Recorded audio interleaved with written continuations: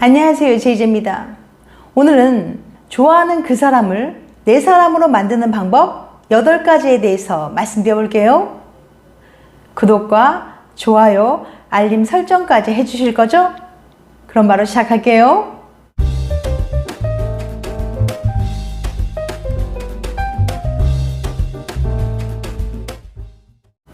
자신에게 관심 없는 사람을 혼자만 좋아하는 건 정말 슬픈 일입니다.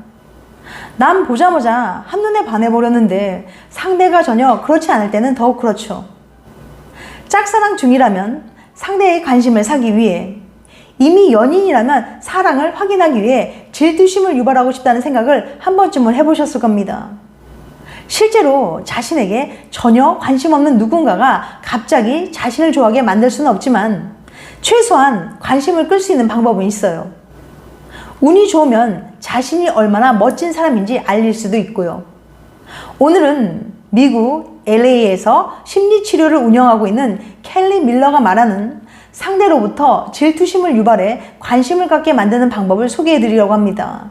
혹시 짝사랑하거나 좋아하는 사람이 내게 관심이 없어 고민하는 분들이라면 이 영상 끝까지 봐주세요.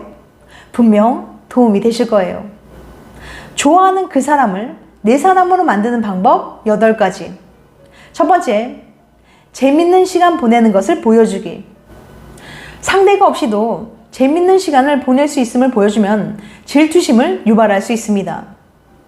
친구들과 함께 재밌게 떠드는 모습이나 활발하게 놀러 다니는 모습을 보여주면 상대가 자신이 없이도 행복할 수 있다는 걸 알고 초조해지기 시작할 거예요.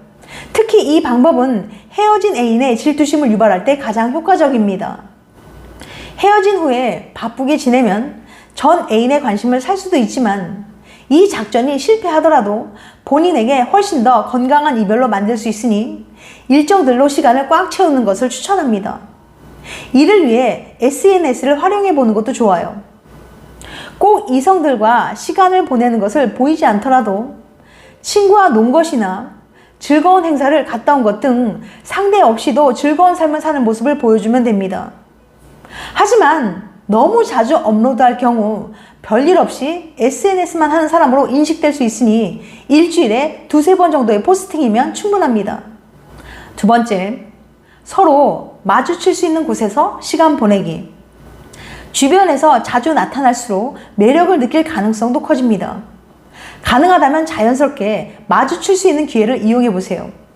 예를 들어 상대방이 학교 가기 전에 항상 체육관 앞에서 친구들을 만난다면 자신의 절친과 같은 장소에서 만나기로 약속을 잡으세요. 그 여자가 동네 커피숍에서 알바를 하고 있다면 가끔씩 들러서 커피를 사는 것도 좋은 방법입니다. 이런 것을 친숙성 효과라고 하는데요.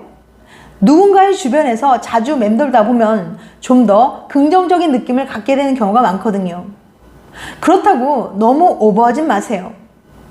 가는 곳마다 나타난다면 여자는 오히려 스토커로 오해해서 무서움을 느끼게 될 수 있어요.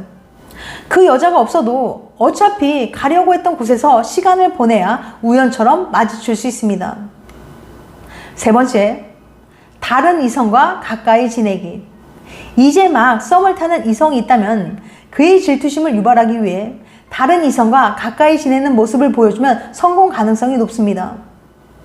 질투심은 한 번 생기면 걷잡을 수 없이 커져서 떠올리기 싫어도 계속 생각나게 되거든요. 이때 다른 이성과 너무 과하게 행복한 모습을 보이거나 직접 너 없이도 행복하다는 말을 함으로써 의도를 들키면 안 된다는 것을 주의해야 합니다.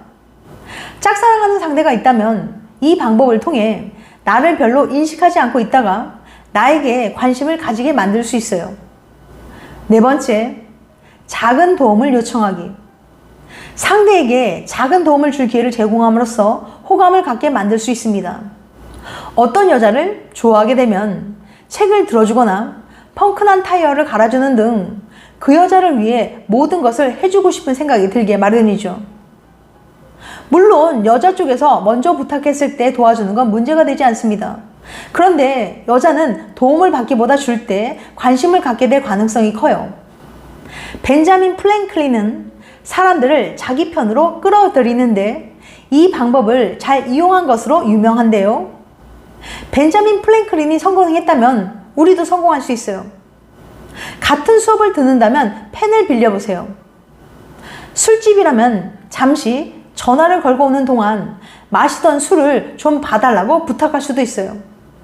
이렇게 작은 부탁을 해서 들어주고 나면 나중에 좀 더 어려운 부탁을 해도 들어줄 확률이 급격하게 올라가거든요. 이것을 심리학에서 put in the door, 한국어로는 문간에 발 들여놓기라고 불리는 설득의 테크닉입니다. 1966년 프리드먼 교수가 발표한 논문을 통해 처음 알려지게 되었는데요. 프리드먼 교수는 가정집을 찾아가 조사관이 2시간 동안 집에서 요리할 때 쓰는 제품을 조사해도 되겠냐고 물어봤어요. 사실 낯선 사람이 2시간 동안 머물러 집안 용품을 조사한다는 건 상당히 껄끄러운 일입니다. 그래서인지 이 요청에 동의한 비율은 22%에 불과했어요. 하지만 먼저 상대적으로 쉬운 소비 생활에 대해 서베이를 해달라고 요청한 후 3일 후에 다시 찾아가서 같은 요청을 했더니 요청에 동의한 비율이 43%로 2배 가까이 뛴다는 걸 발견했습니다. 이렇게 쉬운 부탁을 먼저 한 후 그 다음에 어려운 부탁을 해서 들어줄 확률을 급격하게 올리는 기술을 put in the door라고 해요. 니콜라스 개구엔 교수는 이것이 데이트 신청에도 통할지 240명의 여성들을 대상으로 실험해 봤는데요. 차이가 있다면 120명에게는 바로 데이트 신청을 했고 나머지 120명에게는 독립문 광장으로 가는 길을 물어본 후 데이트 신청을 했습니다. 실험 결과 put in the door의 효과는 막강했어요.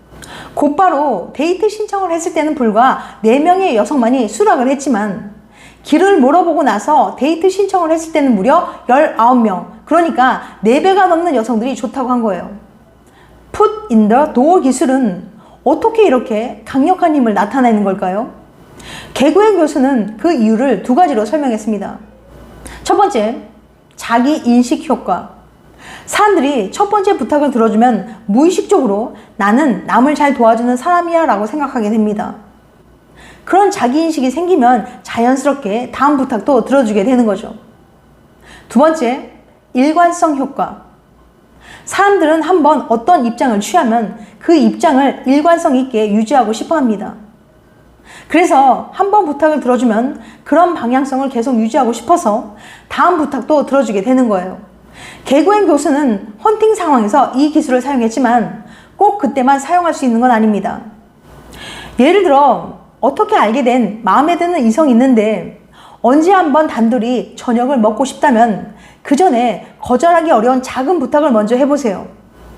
아주 작은 걸 빌려달라고 한다거나 뭘 좀 찾는 걸 도와달라고 한다거나 오는 길에 물 좀 사달라거나 하는 거죠. 상대방이 그 부탁을 들어준 후에 같이 저녁을 먹자고 하면 아마 성공률이 3배에서 4배는 더 올라갈 거예요. 5번째, 상대를 조금 무시하기.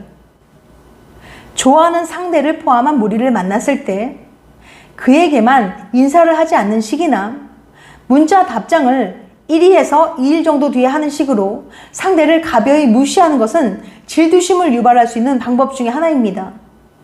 하지만 상대가 나에게 아예 관심이 없다면 통하지 않는 방법이에요. 6번째, 자세히 말해주지 않기. 상대와 대화 중에 어디를 가야 한다면 구체적으로 수업을 가야 한다든지 병원 예약이 있다든지 자세히 말해줄 필요는 없습니다. 모호하게 약속이 있어서 가봐야 한다고 말하면 상대는 가장 먼저 데이트를 떠올릴 거예요. 혹은 궁금증을 자극하며 나에 대한 생각을 더하게 만들 수 있습니다. 7번째, 아무런 기대 없이 친구가 되기. 데이트에 대한 부담감 없이 서로를 알아가도록 하세요. 물론 이렇게 시작해서 연인 관계로 발전하게 된다는 보장은 없습니다. 사실 데이트를 하고 싶어서 친구로 접근한다는 것을 여자가 알게 되면 오히려 멀어지게 될 수 있거든요. 하지만 여자를 정말로 좋아한다면 진지하게 우정을 쌓아보세요. 좀 더 가까워지면 매력을 느끼게 될 수도 있어요. 그렇게 되지 않더라도 최소한 친구 하나 더 생긴다고 잘못된 일은 없으니까요. 8번째, 그녀의 절친과 친구가 되기. 친구들이 좋아하면 그녀도 좋아할 가능성이 큽니다.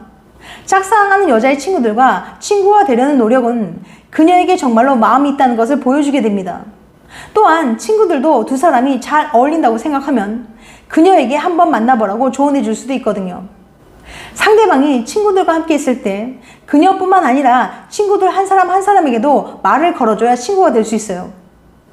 친구들의 특성을 기억하고 친숙해지기 위해 노력해 보세요. 단, 그녀의 친구들에게 추파를 던지시면 안 됩니다. 그러면 짝사랑 상대가 오해할 수 있으니까요. 하지만 이러한 방법들은 너무 오래 지속되면 오히려 부작용을 일으킬 수 있습니다. 상대의 마음을 어느 정도 확인하게 되었다면 이러한 행동들을 점차 줄여나가면서 서로 가까워지려고 노력해야 됩니다. 지금까지 좋아하는 그 사람을 내 사람으로 만드는 방법 8가지에 대해서 말씀드렸어요. 다시 한번 요약해드리면 좋아하는 그 사람을 내 사람으로 만드는 방법 8가지. 첫 번째, 재밌는 시간을 보내는 것을 보여주기. 두 번째, 서로 마주칠 수 있는 곳에서 시간 보내기. 세 번째, 다른 이성과 가까이 지내기. 네 번째, 작은 도움을 요청하기. 다섯 번째, 상대를 조금 무시하기. 여섯 번째, 자세히 말해주지 않기. 일곱 번째, 아무런 기대 없이 친구가 되기. 여덟 번째, 그녀의 절친과 친구가 되기. 다음엔 더 재밌고 유익한 영상으로 찾아뵐게요. 끝까지 시청해줘서 감사합니다. 다음에 또 봬요. 안녕.